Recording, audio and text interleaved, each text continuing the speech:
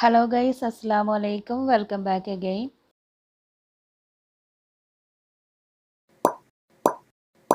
അപ്പോൾ 2021 first video ആണ് ഇന്ന് കാണുന്നത്. ഇതൊരു റെസിപ്പി വീഡിയോ അല്ല, പക്ഷെ എല്ലാവർക്കും ഹെൽപ്ഫുൾ ആവുന്ന ഒരു സംഗതിയാണ് ഈ കാണുന്നത്. നമുക്ക് വീട്ടിൽ തന്നെ എളുപ്പത്തിൽ ഉണ്ടാക്കിയെടുക്കാൻ പറ്റുന്ന ഒന്നാണ്. ഇതിപ്പം 3 ബോട്ടിലിൽ ക്ലീനിങ് ലിക്വിഡ് ആണ്. നമ്മൾ സാധാരണ ഇപ്പം തറ തുടക്കാനോ അല്ലെങ്കിൽ ഭക്ഷണമൊക്കെ ഉണ്ടാക്കിയതിന് ശേഷം ഈ കിച്ചൺ കൗണ്ടർ ടോപ്പൊക്കെ ക്ലീൻ ചെയ്യാനോ വേണ്ടിയിട്ട് പുറത്തുനിന്നല്ലേ നമ്മളിതൊക്കെ വാങ്ങുക. അപ്പോൾ നമുക്കിതിനി വീട്ടിൽ തന്നെ ഉണ്ടാക്കാം. അതെങ്ങനെയാണെന്നുള്ളത് വീഡിയോ ഫുള്ളായിട്ട് കാണുക. അപ്പോൾ ഇന്നത്തെ താരം ഓറഞ്ചാണ്. ഓറഞ്ച് വെച്ചിട്ട് നമ്മൾ സാധാരണ ഡെസേർട്ട്സ് ഉണ്ടാക്കാറുണ്ട്, കേക്ക്സ് ഉണ്ടാക്കാറുണ്ട്, ഇനി ഷേക്ക് ജ്യൂസൊക്കെ ഉണ്ടാക്കും. പക്ഷേ ഓറഞ്ചിൻ്റെ തൊലി നമ്മളെപ്പോഴും കളയാറാണ് പതിവ് അല്ലേ. അപ്പോൾ ഇനി അങ്ങോട്ട് ഓറഞ്ചിൻ്റെ തൊലി കളയണ്ട, അത് വെച്ചുകൊണ്ട് നല്ലൊരു ക്ലീനിങ് ലിക്വിഡ് ഉണ്ടാക്കാം. അപ്പോൾ അതാണ് ഇന്നത്തെ ഈ വീഡിയോയിൽ കാണിക്കുന്നത്. ഓറഞ്ചിന് ഇപ്പോൾ ഒന്നാമത് വലിയ വിലയും ഇല്ല, നല്ല സുലഭമായിട്ട് കിട്ടുകയും ചെയ്യുന്നുണ്ട്. നമ്മളൊന്നിറങ്ങി റോഡിലൂടെ ഒന്ന് ഇറങ്ങിക്കഴിഞ്ഞാൽ എല്ലാ ഭാഗത്തും കാണാം ഇങ്ങനെ വണ്ടിയിലൊക്കെ വെച്ച് വിൽക്കുന്നത് 3 കിലോ 100 റുപ്യ 120 റുപ്യ എന്നൊക്കെ പറഞ്ഞിട്ട്. അപ്പം പിന്നെ ഓറഞ്ച് വാങ്ങിക്കഴിഞ്ഞാൽ അത് കഴിച്ചിട്ട് അതിൻ്റെ തൊലി കളയണ്ട, അത് വെച്ചുകൊണ്ടുള്ള ഒരു ഈസി ടിപ്പാണിത്. എന്താ ചെയ്യേണ്ടതെന്ന് വെച്ചാൽ ഒരു 3-4 ഓറഞ്ചിൻ്റെ തൊലി ഇതേപോലെ ഒന്ന് മിക്സിയിൽ അടിച്ചെടുക്കുക. അതായത് ഒരു 3-4 ദിവസം നമ്മളിങ്ങനെ ഓറഞ്ച് കഴിച്ചിട്ട് അതിൻ്റെ തൊലി ഒരു സൈഡിൽ ഇങ്ങനെ മാറ്റി വെച്ചാലും മതി. അങ്ങനെ ഒന്ന് വാടി വരുവേ ഉള്ളൂ, കേടായി പോകുന്നില്ലല്ലോ. അപ്പോൾ അതിനി എന്താ ചെയ്യേണ്ടതെന്ന് വെച്ചാൽ ഒരുമിച്ചെടുത്തിട്ട് മിക്സിയിലൊന്ന് അടിച്ചെടുക്കുക. അപ്പോൾ മിക്സിയിൽ പെട്ടെന്ന് ഈ തൊലി അരഞ്ഞ് കിട്ടൂല, ഒരുപാട് ഫൈൻ പേസ്റ്റ് ആക്കിയിട്ടല്ല, എന്നാലും ഒന്ന് ക്രഷായി കിട്ടണം.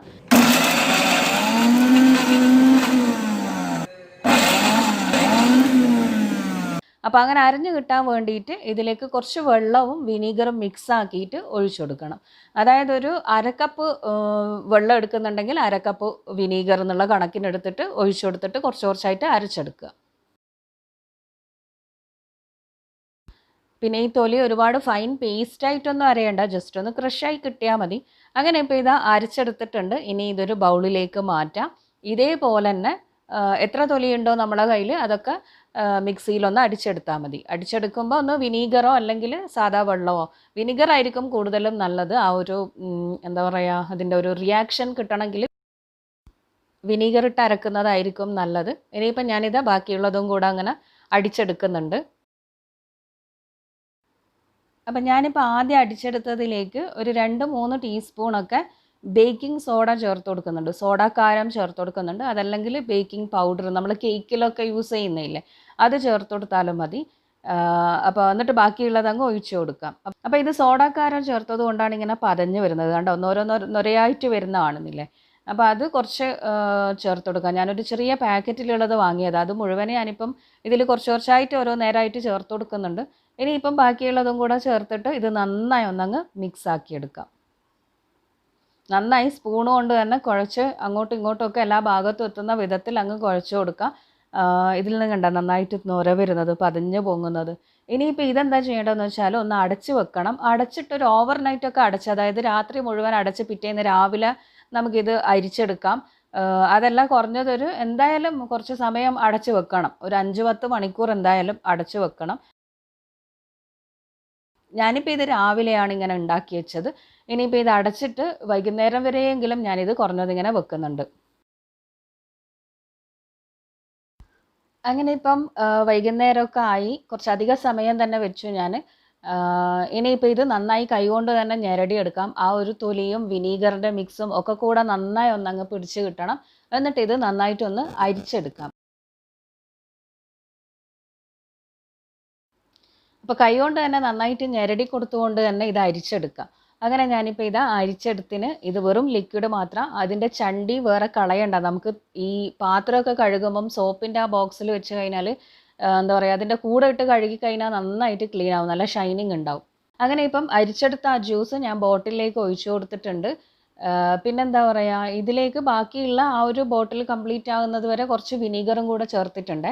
ഇനിയിപ്പം എൻ്റെ ഒരു ഓപ്ഷൻ മാത്രമാണ്, എൻ്റെ ഒരു ചോയ്സ് മാത്രമാണ്, നിർബന്ധമൊന്നും ഇല്ലാത്തൊരു കാര്യമാണ്.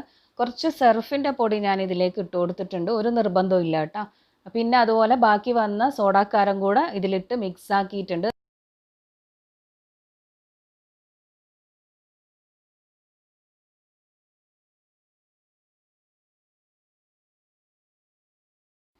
ഇനിയിപ്പോൾ ഇത് നന്നായി ഒന്ന് മിക്സാക്കി എടുക്കുക. എന്നിട്ട് ബോട്ടിലൊന്ന് അടച്ചിട്ടൊന്ന് ഷേക്ക് ചെയ്ത് കൊടുത്താൽ മതി, ഒന്ന് കുലുക്കിയെടുത്താൽ മതി. അങ്ങനെ നമ്മുടെ ഹോം മെയ്ഡ് ക്ലീനിങ് ലിക്വിഡ് ഇവിടെ റെഡിയായി.